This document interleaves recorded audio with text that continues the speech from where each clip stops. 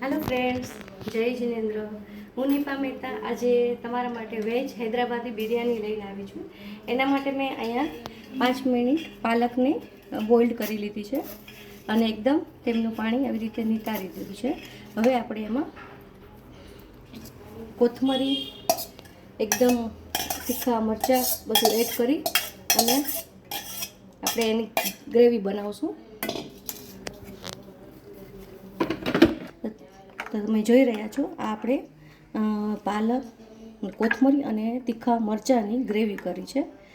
હવે ત્યારબાદ મેં અહીંયા બધા મસાલા રેડી કર્યા છે, જેના માટે મેં આ બધું શાક છે તે બધું થોડીવાર બહાર જ બોઇલ્ડ કરી લીધું છે, જેમાં મેં ફણસી લીધી છે, વટાણા છે, ફ્લાવર છે અને આપણે જે આ કોબીજ અને કેપ્સિકમ છે એ આપણે બહાર થોડા સોતળી નાખવાના છે, તેને બોઇલ્ડ નથી કરવાનું।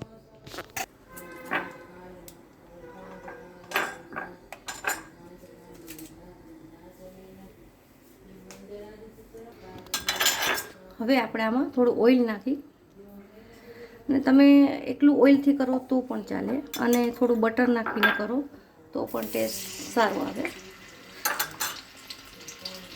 ત્યારબાદ આમાં મેં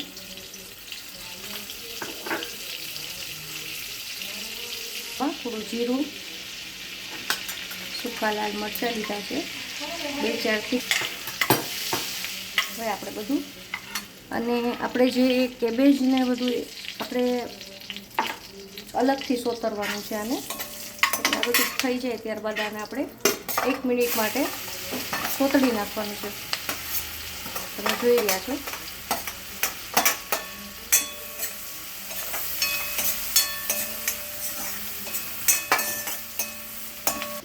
ત્યારબાદ આપણે જે સબ્જી બોઇલ્ડ કરી છે એ બધી નાખવાની છે।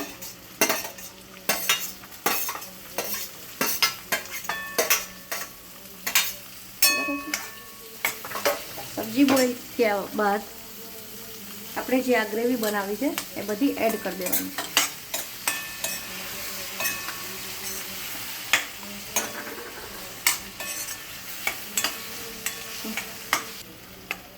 જો આનો કલર કેટલો ફાઇન હોટલ જેવો જ આવે છે અને આપણે એમાં કાંઈ પણ કલર કે કાંઈ પણ એડ એકદમ નેચરલ છે બધી વસ્તુ।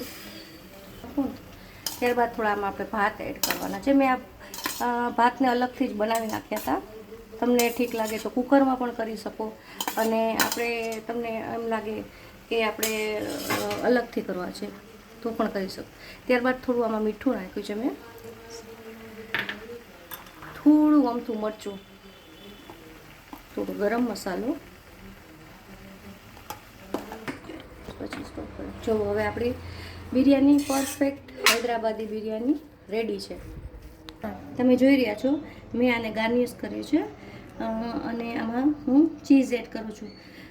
મારા સનને ચીઝ બહુ જ ફેવરિટ છે તો હું તો ખાસ આમાં નાખું છું। તમારે નાખવું કે ન નાખવું એક ટોટલી ઓપ્શન છે। અને ત્યારબાદ હું આને કોથમરીથી ગાર્નિશ કરીશ। ચાલો તો હવે રેડી છે વેજ હૈદરાબાદી બિરયાની, બહુ જ મસ્ત બને છે। એકવાર તમે પણ ટ્રાય કરો।